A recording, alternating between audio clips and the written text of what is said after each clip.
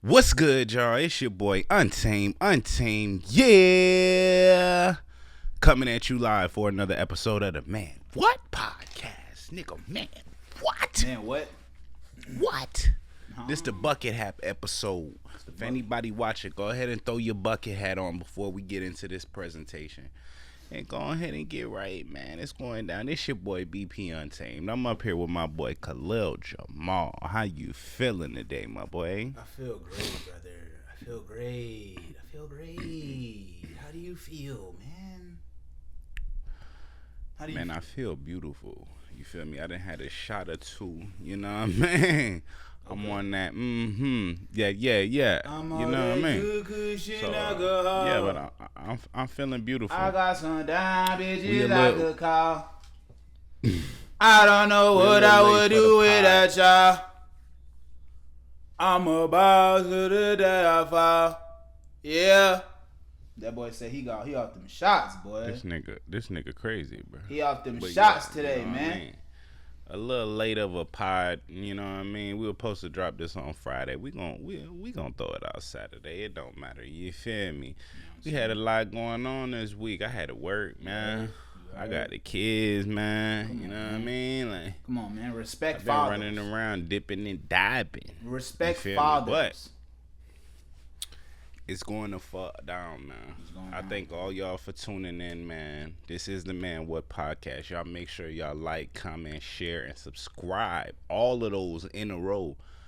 Right now, before we even get into the broadcast, man, I just want to take this time to thank all of our followers, all of our new subscribers, man. Anybody who comment on the page, and anybody who reposts this, man, we love y'all. And we appreciate y'all. So thank y'all. You feel me? But anyway, enough about that. Y'all already know we mess with y'all the long way. What we got on the docket today, my boy? What we doing? Man, dog, we talking new music today, man. We talking New music. Your favorite rapper drop. Who? Last week. We didn't get to talk about it though. Eminem, man. Oh, let me make sure you're not trolling. No, I'm not trolling. Eminem dropped a new album. Let me. Yeah. I ain't gonna lie. I'm merch that. Yeah. Eminem is definitely my number one rapper. You Hell know, yeah. It has nothing to do with his skin color though. All right, Eminem being my favorite rapper has nothing to do with his skin color. I don't care if he's white. Guys. Mm-hmm. I love him anyway. Yeah. Eminem been my favorite rapper since I was about 9 years old, bro. Ever since I first got a win to rap. No, I'm saying. That's what I was telling you. Your favorite rapper drop. We just didn't get to talk about it, nigga. You thought I was trolling, but I was dead ass. I actually listened to the album, bro. Man, come on, bro. It's Eminem. Eminem. Come on. It's Eminem. It's M, man. It's M. Stop it. Come on. Stop it. It's really nothing bad anybody could say about the album. You know what I'm saying? Yeah. I mean, look. I loved it. Look, I've always been well, not always. I've been lately a big critic of Eminem because, again, I feel like Eminem is one of those guys for me, again, that set the standard for rap. So when there was a time in maybe like 2010, I want to say, where he kind of really switched up his sound to like the super hip hop pop type of hybrid with the big hooks. And I could honestly say that's not my favorite music. That's not my favorite Eminem.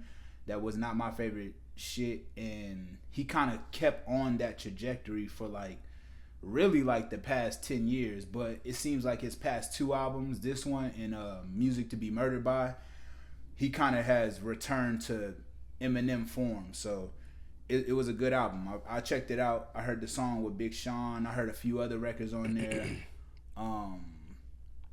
With Baby Tron. Big Sean been going crazy lately. I ain't gonna lie. We gonna talk about Big Sean too.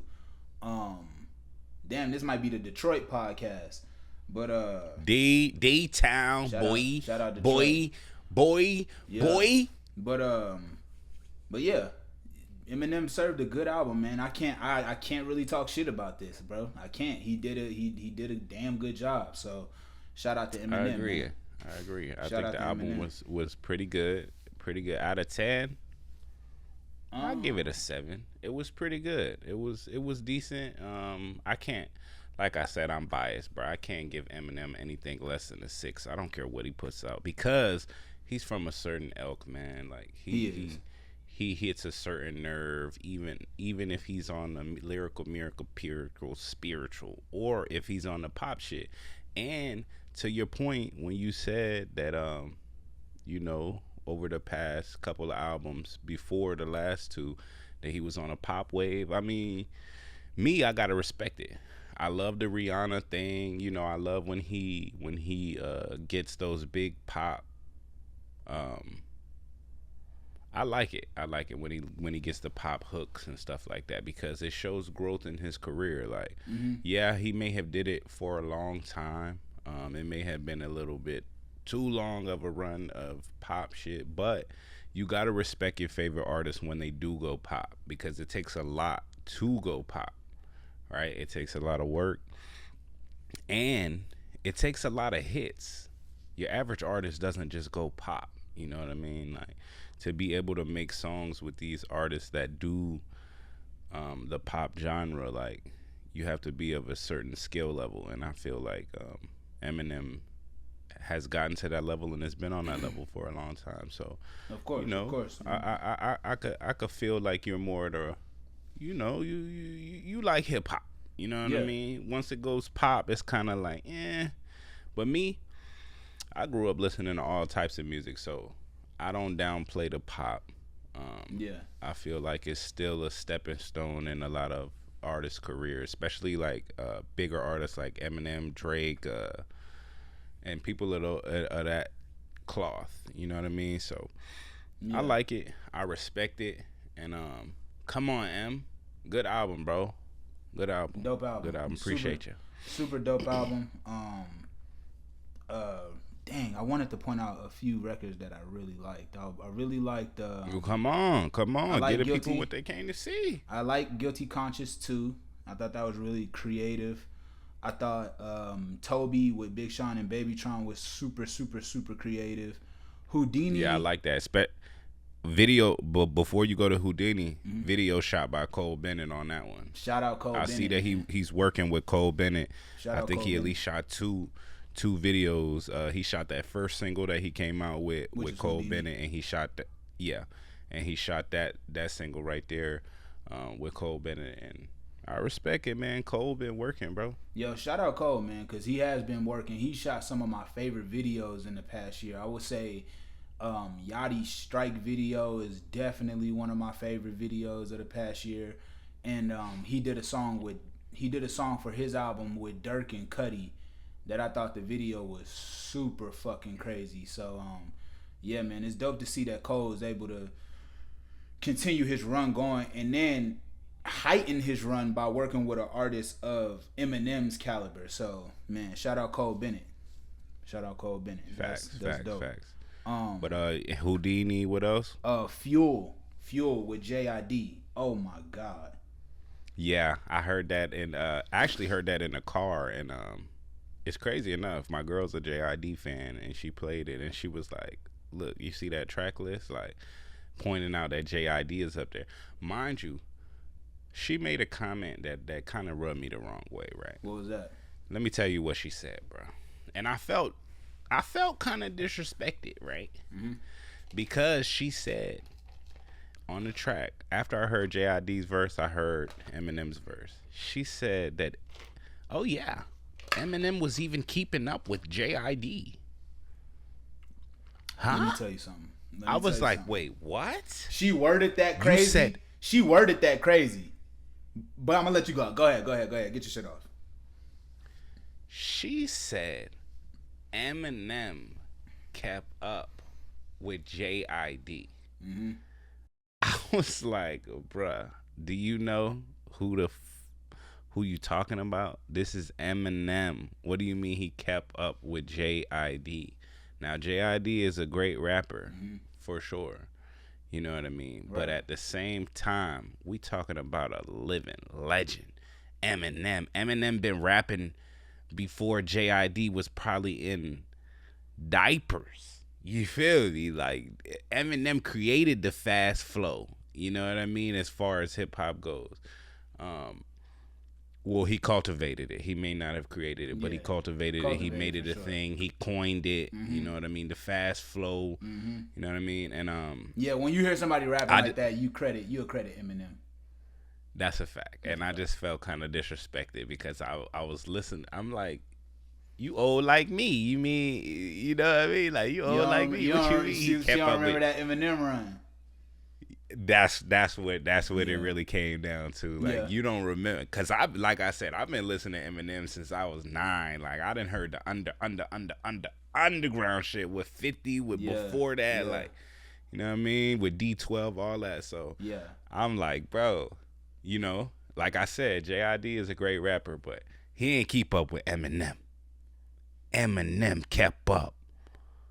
No, I mean the opposite. You know what I mean? He kept up with Eminem. Eminem didn't keep up. Eminem didn't keep. You saying Eminem didn't keep up with JID? JID kept up with Eminem. Okay. Which I'm commending that from JID, because he did keep up with Eminem. The song was great, but let's not disrespect Eminem like that and say he kept up with any artist, because most artists that get on a track with M, he's out rapping you. It just is what it is, bro. Yeah. But JID held his own. Most people, I personally agree with your girl, bro. I do think JID had the better verse on that song, but I think that Eminem is at the point where he'll set an artist up to have the better verse, because it's a better look for them to have the better verse than it is for Eminem to just come through and kill them. Like, I think he was more so like, shit, I want to give JID this platform to really go off and showcase his talent, as opposed to like, I'm gonna get this new artist and then I'm gonna body him on my song. I don't think Eminem's thinking like that, but exactly. And to that point, I feel like M is in the same spot that like a Drake is. Yeah. Like, let's talk about with the Cole and the Drake feature. Y'all already know what it is. You know what I mean? The Spider-Man meme, blah, blah, blah. So on that feature, I don't feel like Drake came in like, I'ma kill Cole. Nah, bruh. He's such a big artist. He's just at the point where he's having fun. He's like, oh, man, I got this song. Yeah. Throw it on. Cole's sentiment is, nah, I got to go and kill Drake because of this and that and that and that and that. And I think the same sentiment was with JID. M probably sent the track over and was like, okay, this is what I got so far. I'm gonna keep it 100. I mean? I'm gonna keep it 100 though. I'm gonna keep it 100 though. Drake shouldn't have let Cole do that. He shouldn't have let Cole do that. Like, cause the thing is, at the time, obviously shit is different now, but at the time, everybody did have Cole, Drake, Kendrick as the big three. So to let one of the people who is in direct competition with you from a fan's perspective come on your song and do that, yeah, you probably shouldn't have did that, my nigga. But I get what you're saying. Like, he's more so thinking about the hit record aspect. But I do think it low key backfired because the way our ears are listening, we're like, okay, who killed who on this song? You know what I mean? As opposed to like, yeah, but I think that's subjective. That's subjective. True. That's subjective to the listener and who you're more of a fan of.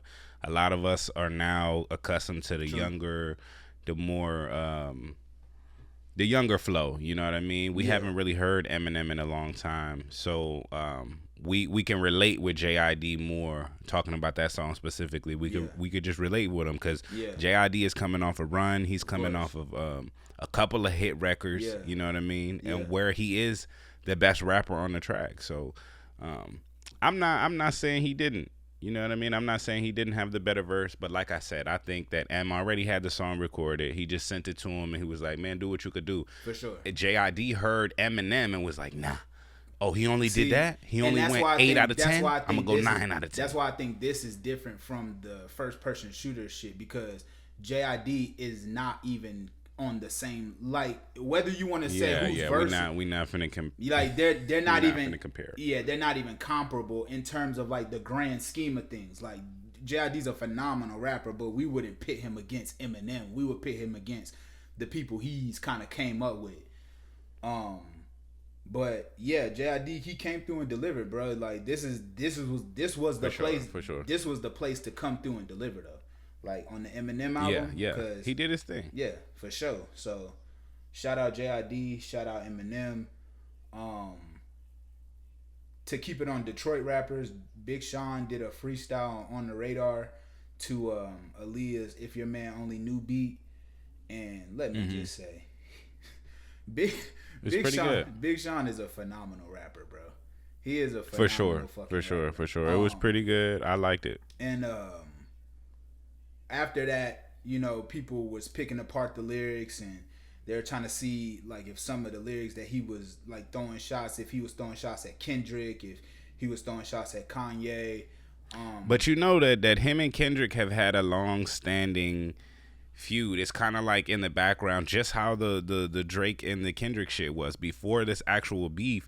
Like, I mean, people knew that they were feuding, but we didn't know it was a thing, like a real thing. Yeah. You know what I mean? And it's the same way with him and Big Sean. I think ever since that Control, ever since what's the one that Kendrick put out? I forgot.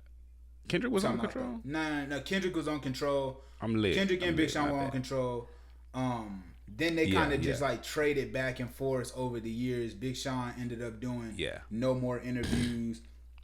And then after, because it was a time it was a time and point where Big Sean was in that big 3, big 5, big 4. You know what I mean? Like, especially in the Chief Keef days when he was jumping on a lot of that, and when he was like standing right next to Kanye, I think his light was pretty big. So I would say from about 2011 to about 2018 is where the cutoff start to happen in terms of like Big Sean being mentioned in those conversations. Because you got to understand, like, all these guys, well, you remember, all these guys came out at essentially the same time. Like, it was Drake, Cole, Kendrick, Sean. Like, all those four, and then if you want to honorable mention Future, and if you want to honorable mention like Wale, those were the guys back then. Like, those were the new guys that everybody was like, okay, these are gonna be the guys for this generation. But it was like it was a certain time where the cutoff started to happen, and then it was solidified. Oh, big 3 status, which was Kendrick, Cole, Drake, obviously. But Big Sean, I think he's one of those rappers, man, you just can't count him out, because he did come up under that Kanye wing, or that good music run.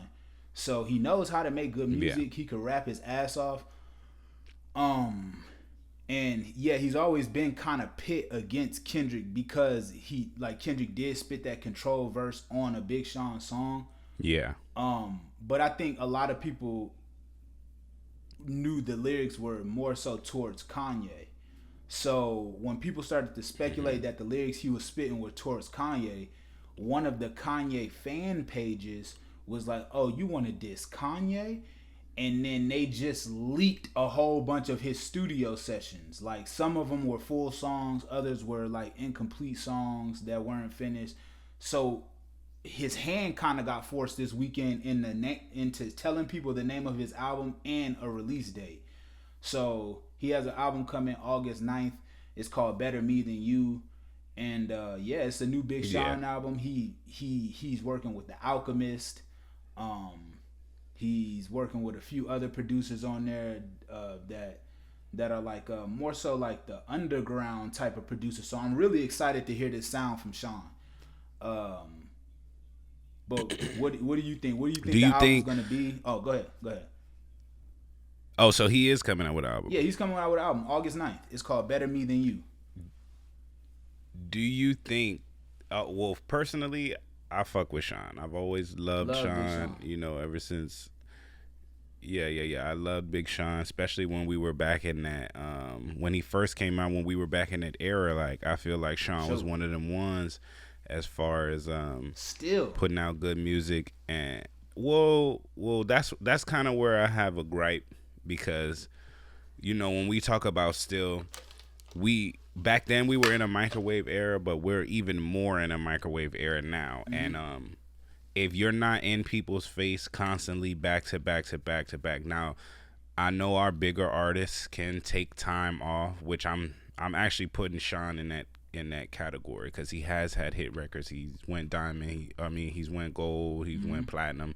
You know what I mean? So, but like to my point, we are in an era where if you're not in people's face, you're not that guy. You know what I mean? And what I will say is that Sean hasn't really been in our face. I mean, he's been in the background. We've seen him in commercials. You know, we've seen him do whatever he does. You know what I mean? But ever since like the Janae Aiko thing, when him and her split ways, he hasn't really been as prevalent within the media. And mind you, that may be because that's what he wanted to do. You know what I mean? He probably wanted to step back and take a second to chill.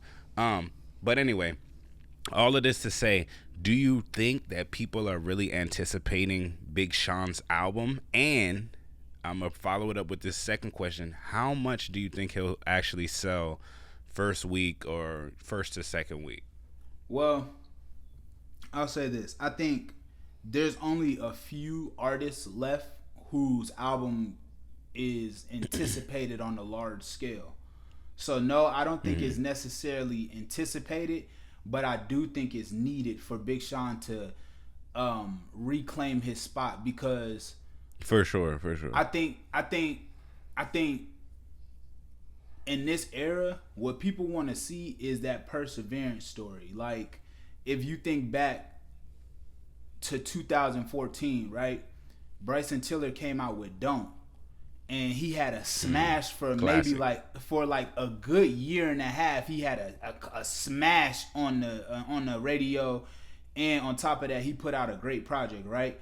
But after that project, he dropped another album that was low key considered a dud, and Bryson went quiet for a little bit. He went quiet for a while actually, and I think focus on his gaming company and whatnot. To focus on his gaming company and to refocus on the music because the music wasn't received well from that second album, and he stayed low. He had a few songs here and there, and then it wasn't until last year when he released Whatever She Want where people started to refocus on Bryson and they were get like, back on the Bryson Tiller wave. They thought he fell off, but exactly. So I think I didn't. That's relevant and prevalent for a lot of artists now, especially because Big Sean did take a few years off. His last album was called Detroit, and it released in 2020. Since then, he's had a kid. Since then, he's switched labels. He's had a whole bunch of back and forth with with executives and. The gripe with Kanye when Kanye went on Drink Champs and basically shitted on him. So he is in a relationship. But I feel like the reason he did that is because Kanye felt like that was during the Trump era and stuff like that, and Kanye felt like Big Sean wasn't really on his side. He felt like he didn't really speak out. But I'm not even more so speaking towards the Kanye side of things. I'm more so, trying to paint the picture for Sean. Like he's been going through a lot. I'm just giving a preference for the viewers. Right. He's been going through a lot the past 3 or 4 years to lead up to this album. And I think now is the perfect time for Big Sean to come back and release a great album. If he releases a great album, I wholeheartedly believe that, he could maybe not get to as hot as he was, because I do think time has passed, but he can still have a dope career and still get. I feel like any artist is one hit away, man. If he gets a smash hit, then he's right back. And that's where he is. It's not impossible. He's in this position to. You know what I'm saying? And I think you just have to release to be able to even be considered in the conversation. So if he comes back with a great album, then I think we have a different conversation. In terms of what he sells first week, I don't think Sean does big numbers first week, bro. I think Sean maybe does 60 to 75K. And that's not... Ooh, 75 is crazy. You think he's doing more than Meg, bro? Meg did what, 60? I don't know. Well, I Big think Sean comes out maybe 45, 50. I don't think he sells 75, bro. Like, and that's Well, that was look, my main argument. Do you think it's anticipated because let's be honest, Meg's album was anticipated and she only sold 60, and in this day and age, bro, Meg the Stallion, here's my her thing. name is hotter than Big Sean. Sure, but I think your name could be hotter. That still doesn't mean that you're gonna sell more. I think Sean has a built-in fan base for over 10 years now. So I think that those people are still gonna show up for Sean, and then you gotta add the fluff from the people who are just gonna be checking out Big Sean and the people who are gonna be new to Big Sean. So I do think he does like 60. I think he does around Meg numbers. Like I think Sean has that level of like fan base built in and that level of anticipation amongst the people who listen to him, to where he can do 65, 70K. But I think again, this is almost like a restart, or like I can't find the words for it, but again, I think this is to reestablish Sean. So I do think he does 60 to 70K, somewhere in that range. And second week, unless he has a hit, it'll probably be like 20, 30K. So in the first 2 weeks, you saying he's gonna do around 90K? Yeah, like 100. Because his last, and I'm basing this off last album. Last album, Detroit, it didn't have a hit, but it did 100K first week. You know what I mean? But his last album, he was more visible and he was more in the media. I mean, I know he's doing his little. He wasn't. He was more than now. More than now. I think he was, because you got. I think he was. Prior to Detroit, which came out in 2020, his album before that was dang, what was the name of it? I'm about to find it for you. 2020 was 4 years ago. True. He's been quiet all these other years, man. But he's been quiet for even longer than that prior to this one coming out.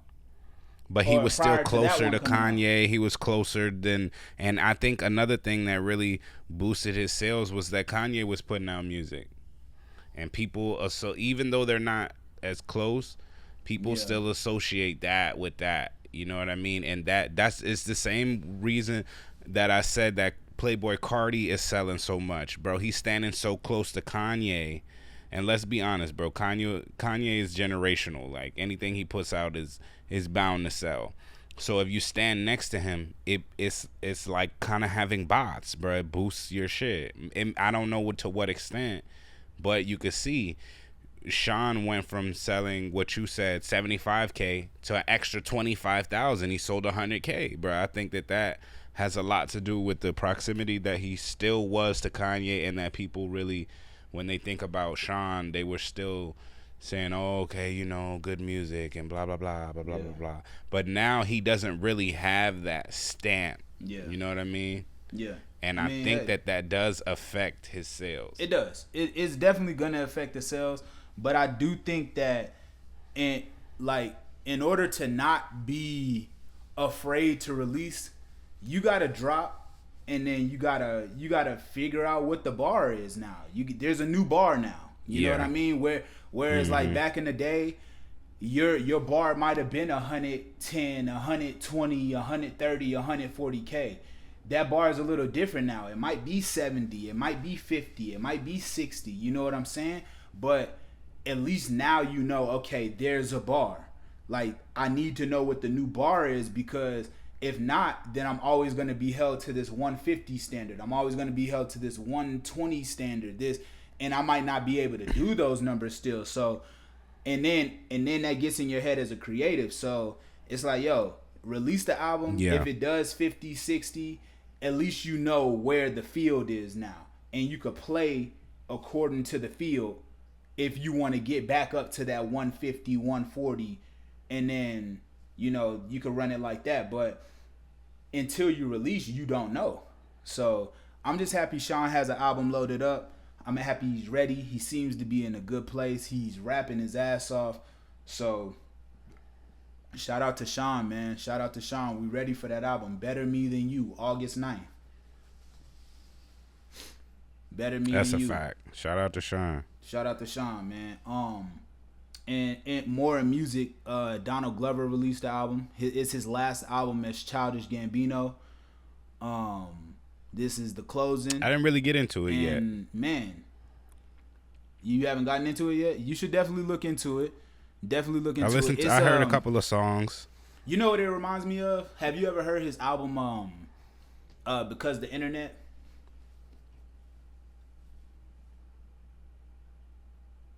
Mm-hmm. It's super eclectic like that.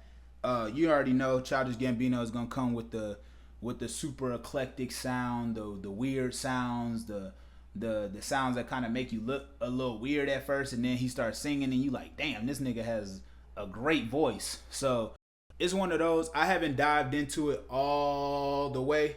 Like, I only gave it one full listen. But from that first listen, man, I heard a lot of music that I loved on there, man. And shout out to Childish Gambino. We probably talk about this more next pod because we'll have some more time to live with the music. It's obviously Saturday. The music just came out yesterday. So, yeah, Atlanta artist, Donald Glover, film director.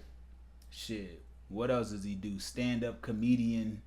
This nigga. He does a little bit of everything. Nigga wears every hat. So. You know what I'm saying? So it's dope to see him back making Big music Donald. too. I ain't gonna lie, I seen a picture of him earlier. I guess he was doing an interview or something like that. Yeah. That boy getting old, man. That boy getting older. I mean, you know what I mean? Like, Donald Glover's in his 40s he looking now, a little bro. older.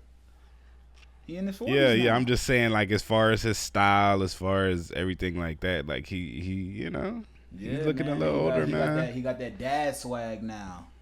Yeah. Nigga got that dad swag. He got that dad swag for sure. That's a fact. So, yeah, man. Donald Glover, man. Shout out to him. Shout out to him because he is smoking shit right now. I love the short film he put together for the album. It's on YouTube if y'all want to check that out. It's called Bando Stone or The Adventures of Bando Stone. So, yeah, man. Shout out Donald Glover. This is a music podcast today because we got some more music to talk about. I want to talk. Okay. What I want to talk about is Bossman DLo, man. Man, got big bitty. Left back got blood in it. I want to clap it up for Bossman DLo. I don't want to do it. I want to clap it up for I like Bossman Bossman DLo right now. I like Bossman And the reason DLo, man. reason I want to clap it up for Bossman DLo right now is because the last time we heard a nigga have this many hits in rotation, his name was Fetty Wap. Yeah. In 1 year span, Yeah, baby. in 1 year span, we haven't heard a nigga have this many hits since Fetty Wap. And I don't want y'all to forget who Fetty Wap was. 2015 was Fetty's Hitmaker. year. That was That's a Fetty's fact. year. That's Was a fact. Fetty's Fetty year. had my nigga. hit after hit after hit. It really got to the hit. point where I was like, dang, Fetty, you just gonna put out 10 hits at the same time? Let one breathe. Let one breathe, nigga. Bro. Let it breathe. Bro. Not 10 at the same time. But yeah. Let me ask you this though. So while Bossman DLo is on a super run, very successful right now, do you feel like his sound is getting burnt out? Maybe not right now, okay? Because I like it. I love it. I don't feel like it's getting burnt out at this moment. Right. But do you feel like since he has so many hits out right now, he's definitely seizing his moment, but do you feel like eventually, maybe in a year, that Bossman DLo will get played out, or do you feel like he finds another way to level up? Here's the reason I think Bossman DLo's sound won't get burnt out is because he's working within a set of people in a demographic that isn't overplaying the music. Like with Fetty had pop hits. So people heard these songs everywhere they went. The thing with DLo is his music isn't being played on that big a scale, so you're not hearing it as much. It's almost like a silent killer. Like you didn't even realize he had this many hits until you looked up and was like, damn, that's another Bossman DLo song. Damn, that's another one. Damn, that's another one. So I think with him, his sound could last a little longer because it's not so pop.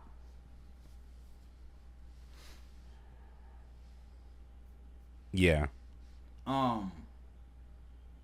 So yeah, I think yeah, with him, in order for his sound to I guess fizzle out, he would have to catch one of those super hit records, and then niggas are just like, all right, whatever.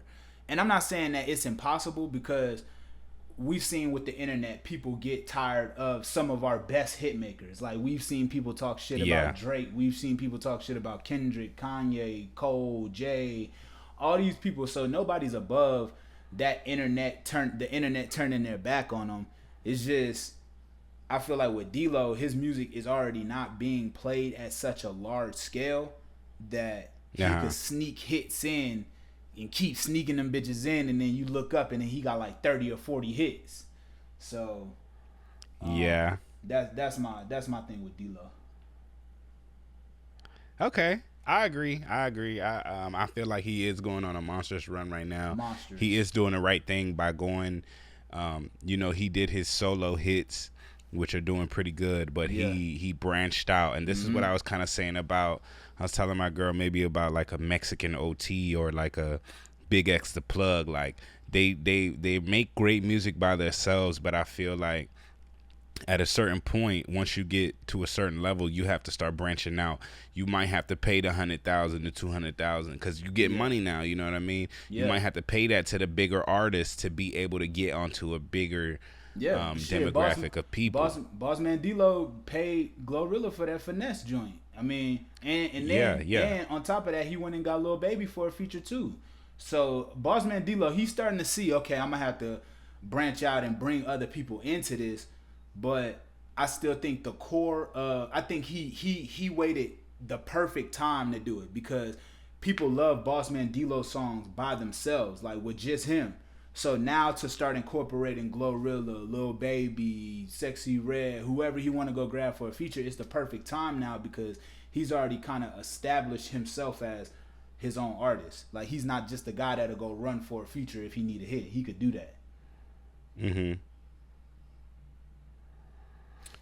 I agree, and I feel like he is on a good trajectory, because he's going and getting the Lil Babies, the Glorillas, and he's branching out and getting bigger artists, which only makes your brand bigger. And I feel like if he can, which matter of fact, the song with Glorilla is a hit, you know what I mean? For sure. And if he keeps on that trajectory and keeps on working with bigger and bigger artists, I feel like you as an artist like that, you can't be scared to spend money, bro, because you're getting more money. You should be spending more in your budget to be able to get on bigger levels, you know what I mean? Because obviously all it's gonna do is bring you more, you know what I mean, more acclaim, more money, more opportunity. So 1000%. I feel like Bossman DLo is doing great, man. He just need to keep on getting these features. You know, we already know what you could do by yourself. You already got a couple of hits with just you. We want to hear you with the big artists. Get you a Wayne, get you a Yo Gotti, get you a Rollo, get you a, you know what I mean, get you a Key Glock, get you a, you know what I mean, and just branch out and start doing that. Because I feel like Big X the Plug, like he makes great music and he does it by himself, but I feel like he's missing the Wayne, he's missing the 2 Chainz, he's missing Yo Gotti, he's missing a Gucci Man, these big pillars in hip hop that it's like stages to this shit. And once you're able to start consistently getting the big names, then you'll never go out, you know what I mean? Because you could always, even if you start simmering down a bit, you'll always be able to get you a feature that'll kind of put you back in a trajectory to where you could You know right. what I mean? And even if it's not a even if it's not a feature for you, like let's say you make that investment and you pay Wayne that money for a verse, and then on Wayne's next album, he's like, oh man, you know what? Let me call DLo, cause you know what I mean? Like he really turned up that last song, like, or he turned me up that last song. That last song was a hit type. Like I feel like now, like you remember that song Wayne and NLE did? I feel like that was such a good look for both NLE and Wayne that Wayne would probably call NLE for a feature for his album now. And I think those are the type of investments he probably would. And NLE is on a great run right now too. So you know what I'm saying? You know, so, I wouldn't put it past anybody to call him. Yeah, man. So I think if Bossman DLo kind of follows that same suit, then yeah, like I feel like the type of shit that'll take his type of artist up is now the OGs are calling you. So the people who have been here for a while, the people who are built-in fans of hip-hop, they're like, okay, Bossman DLo getting a good look right now. Like, of course, you should still try to get the youngins, right? But I also think there's a lot of stock in older hip-hop fans because older hip-hop fans and are especially more of them, especially of older hip-hop artists being fans of you and regarding you to be like, okay, this is a new hot guy, or you know, this dude is buzzing right now. Let me get him on my album. Let me have him do a hook for me. Let me have him, you know, do my ad-libs or whatever. And that builds longevity within one's career. So, you know, I fuck with it, man. Shout out to Bossman DLo, man. I've been bumping, you know, ever since I heard the first viral freestyle that went crazy on the net. You know, he just been going up ever since. And I respect it, man. All you gotta do is get in with me. Yeah, that's a fact. That's a fact. But $1 shoe, walking on a damn mouse. Ain't doing shit, nigga running the damn mouth. That's my favorite line from him. God, bro. But man, we closing in on 44 minutes, man. It's that time, brother. Okay, man. It's that time, brother. Man, I want to take this time to thank all of our fans. If you have made it this far, make sure you drop a like. Make sure you share this with Gam. This is her favorite podcast. You feel me? Put us on that big screen. Please. It's your boy, BP Untamed, coming at you live for another episode of the Man What Podcast. Man, what? This is our bucket hat episode, so if you made it this far, make sure you pull your bucket down a little bit over your eyes and get you a little cool bop in. You feel me? Yes, I'm here with my boy Khalil Jamal. It go down every episode. Make sure you click one of these videos on the left or the right of the screen to continue on your Man What journey, man. So we gonna see you next time. Y'all make sure y'all stay tuned in. We out.